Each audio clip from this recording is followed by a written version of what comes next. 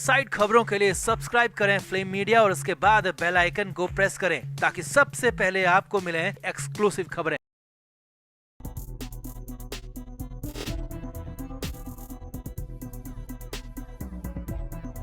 महाराष्ट्र चुनाव की तस्वीर अब दिलचस्प होती जा रही है। जैसे जैसे चुनाव आगे बढ़ रहा है, न सिर्फ महायुति बल्कि महाविकास अघाड़ी के अंदर भी बवाल और विवाद होता जा रहा है, बढ़ता जा रहा है, क्योंकि अभी तक भी दोनों ही गठबंधनों ने सभी सीटों पर प्रत्याशियों का ऐलान नहीं किया है। और इसकी वजह यह है कि सीटों की शेयरिंग अभी तक भी फाइनल हो नहीं पाई और ज्यादा झगड़ा महाविकास अघाड़ी के अंदर दिख रहा है, क्योंकि समाजवादी पार्टी के अबू आजमी ने तो खुलकर यहां पर विरोध प्रदर्शन दर्ज करवा दिया है और साथ ही साथ कहा कि अगर उनकी पार्टी को 5 सीटें नहीं दी गई तो वो 30 सीटों पर चुनाव लड़ेगी। लेकिन इस बीच बड़ी खबर यह है कि नाना पटोले की जिद के आगे उद्धव ठाकरे और शरद पवार चित हो गए हैं, क्योंकि कांग्रेस ने 100 कैंडिडेट घोषित कर दिए। जी हां, चौथी लिस्ट भी कांग्रेस ने जारी की और उसके बाद कुल 100 कैंडिडेट हो गए, जिसके बाद ये तक नाना पटोले ने कह दिया कि जिसको जो करना है कह लो, कर लो, हमें फर्क नहीं पड़ता। और इसे उद्धव ठाकरे के मुंह पर तमाचा कहा जा रहा है और इसीलिए तो आनंद फानंद में उद्धव ठाकरे के घर पर शरद पवार पहुंच गए। बड़ी मीटिंग हुई, तो क्या क्या हुआ मीटिंग में, क्या कहा नाना पटोले ने, अब आगे क्या होगा महाविकास अघाड़ी के अंदर, सब कुछ आपको दिखाते हैं, बताते हैं। आप भी इस वीडियो को शेयर करें और कमेंट करके अपनी राय जरूर दें कि क्या चुनाव से ठीक पहले, वोटिंग से पहले महाविकास अघाड़ी टूट जाएगा।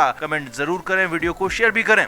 तो अब जबकि महाराष्ट्र में नामांकन के लिए बस सिर्फ कुछ ही घंटे बचे हुए हैं, तो इसके बीच में अभी भी महाराष्ट्र के अंदर न सिर्फ महाविकास अघाड़ी बल्कि महायुति में भी सीटों की शेयरिंग फाइनल हो नहीं पाई है। सभी सीटों पर कैंडिडेट का ऐलान हुआ नहीं है। कहा जा रहा है कि मंगलवार की दोपहर तक, यानी कि जो कि आखिरी दिन है, उस दिन तक की दोपहर तक ही ये मामला शांत हो पाएगा, ठीक हो पाएगा। अब इधर उद्धव ठाकरे की गठबंधन यानी कि महाविकास अघाड़ी के अंदर तय किया गया था कि तीनों ही बड़ी पार्टियां, उद्धव ठाकरे की पार्टी, शरद पवार की पार्टी और कांग्रेस पार्टी, ये तीनों ही पार्टियां 85 सीटों पर चुनाव लड़ेंगी और बाकी सीटें सहयोगी पार्टियों को दी जाएंगी और कुछ सीटों पर बाकी बाद में बात कर ली जाएगी। लेकिन इधर कांग्रेस ने अपना एक तरफा फैसला लेते हुए 100 कैंडिडेट घोषित कर दिए हैं। जी हाँ, कांग्रेस पार्टी ने पहले ही यहाँ पर 87 सीटों का ऐलान कर दिया था और यहाँ पर 14 और सीटों पर प्रत्याशियों का ऐलान किया, जिसमें 2 सीटों पर प्रत्याशी बदले गए हैं, यानी कि कुल मिलाकर 99 सीटों पर कांग्रेस ने अपने प्रत्याशी घोषित कर दिए हैं। जबकि डील 85 सीटों की थी, 85 की बात हुई थी, मगर कांग्रेस 100 के करीब पहुंच गई है और नाना पटोले की जिद के चलते हुए नाना पटोले ने एक तरफा फैसला लेते हुए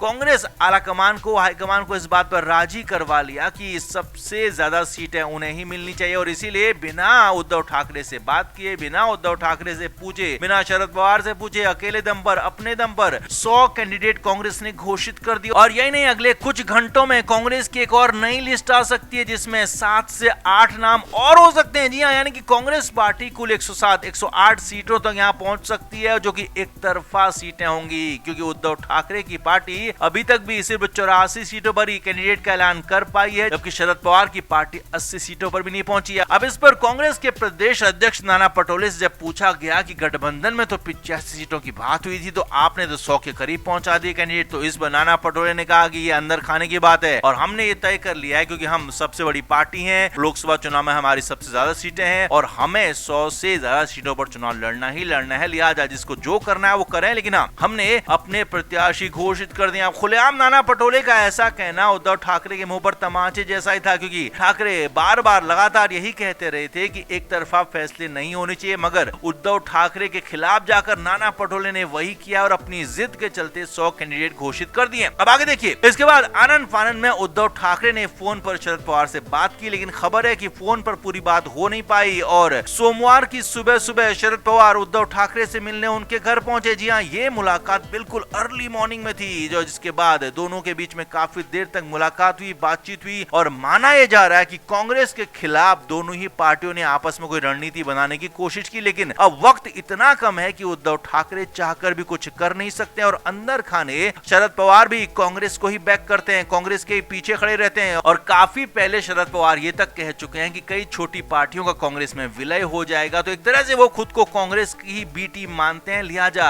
शरद पवार ने यहाँ पर बहुत ज्यादा विरोध नहीं किया, लेकिन उद्धव ठाकरे लगातार विरोध करते रहे। उद्धव ठाकरे के पास विरोध के अलावा कोई चारा भी नहीं था। लेकिन उद्धव ठाकरे की बातें आगे बढ़े तो बढ़े कैसे, उनके बातों पर फैसला हो तो हो कैसे, क्योंकि कुछ ही घंटे बचे हैं और उसके बाद नामांकन की टाइम खत्म हो जाएगा और कुछ हाथ में किसी कुछ बचेगा नहीं। लिहाजा यहाँ पर मामला बुरी तरह से फंस गया महाविकास अघाड़ी के अंदर। अब कहानी ये हो सकती है कि एक तरफ तो समाजवादी पार्टी खुलकर ऐलान कर चुकी है, वो आजमी खुलकर कह चुके हैं कि वो 25 से 30 सीटों पर चुनाव लड़ लेंगे अगर उनको 5 सीटें नहीं मिली, जबकि महाविकास अघाड़ी के अंदर उनको सिर्फ 2 सीटें दिए जाने की बात कही जा रही है। वहीं दूसरी तरफ उद्धव ठाकरे भी नाराज बताए जा रहे हैं और माना जा रहा है कि उद्धव ठाकरे भी अगर 100 सीटों पर कैंडिडेट का ऐलान करते हैं तो मामला और ज्यादा बिगड़ सकता है, और ज्यादा खराब हो सकता है। क्योंकि अगर ऐसा होता है तो कई ऐसी सीटें होंगी जिसमें महाविकास अघाड़ी के 2 कैंडिडेट हो सकते हैं और फ्रेंडली फाइट की बात कही जा सकती है। लेकिन फ्रेंडली फाइट जैसा कुछ होता नहीं है, ये आपस में ही लड़ना होगा और इसका नुकसान महाविकास अघाड़ी को उठाना पड़ सकता है चुनाव नतीजों के बाद। तो कुल मिलाकर नाना पटोले की जिद यहाँ पर भारी पड़ी है। 100 कैंडिडेट कांग्रेस के आ गए हैं। उद्धव ठाकरे को साफ साफ कह दिया कि आपको जो करना है करें, हमने अपना काम कर दिया है। तो आप इस पर क्या कहेंगे? क्या वाकई में नाना पटोले फ्रंट फुट पर खेल रहे हैं, उद्धव ठाकरे को पीछे आखिरकार धकेली दिया है? कमेंट बॉक्स में आप जरूर बताएं, वीडियो को शेयर भी करें।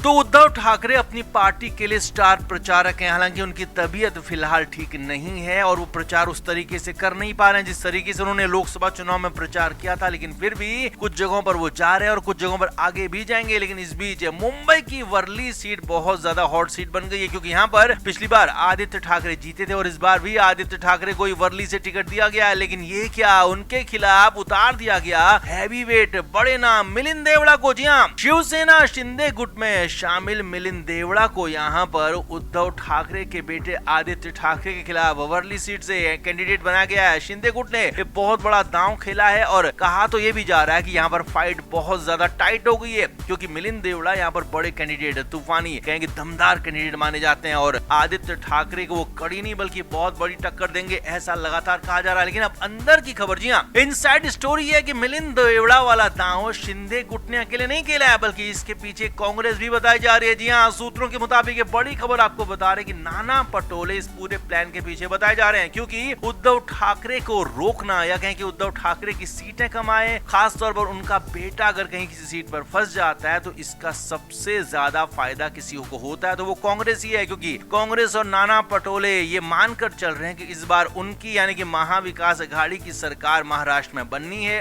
और अगर ऐसा होता है तो फिर मुख्यमंत्री पद की लड़ाई होगी। लिहाजा तो ऐसे में जिस पार्टी की सबसे ज्यादा सीटें होंगी, अगर उद्धव ठाकरे की पार्टी और कांग्रेस में सीटों का अंतर ज्यादा होगा तो सीएम पद के लिए कोई फाइट बचेगी ही नहीं, एक तरफा यहाँ पर फैसला लिया जाएगा। और इसी वजह से हो सकता है कि कांग्रेस ये प्लान कर रही हो कि आदित्य ठाकरे की सीट पर ही उद्धव ठाकरे को घेर लिया जाए, फंसा लिया जाए और कांग्रेस और एनसीपी शरद पवार ज्यादा से ज्यादा सीटों पर जीत जाएं और शिवसेना यूबीटी की सीटें कम आए, जिससे कि उनका दावा, उद्धव ठाकरे का दावा कमजोर पड़ जाए। लिहाजा इसीलिए मिलिंद देवड़ा को यहाँ पर दांव के तौर पर खेला गया। अब आपको बता दें कि मिलिंद देवड़ा शिवसेना शिंदे गुट में जाने से पहले कांग्रेस में ही हुआ करते थे। कांग्रेस की तरफ से वो केंद्र में मंत्री तक रहे हैं, उनके पिता पुराने कांग्रेसी रहे हैं मुरली देवड़ा, और मिलिंद देवड़ा भी लंबे वक्त तक कांग्रेस में ही रहे और इसी लोकसभा चुनाव से पहले वो शिंदे गुट में शामिल हुए थे। तो इसी वजह से माना जा रहा है, ये कहा जा रहा है कि मिलिंद देवड़ा यहाँ पर कांग्रेस के इशारे पर काम कर रहे हैं। कांग्रेस के इशारे पर ये उद्धव ठाकरे को दबाने के लिए, उद्धव ठाकरे को एक तरह से प्रेशर में लाने के लिए यहाँ पर उनको लाया गया और इसी वजह से खुद मिलिंद देवड़ा भी मान गए कि वो आदित्य ठाकरे के खिलाफ चुनाव लड़ेंगे। वर्ली सीट पर चुनाव लड़ने के लिए, विधानसभा चुनाव के लिए वो तैयार हो गए।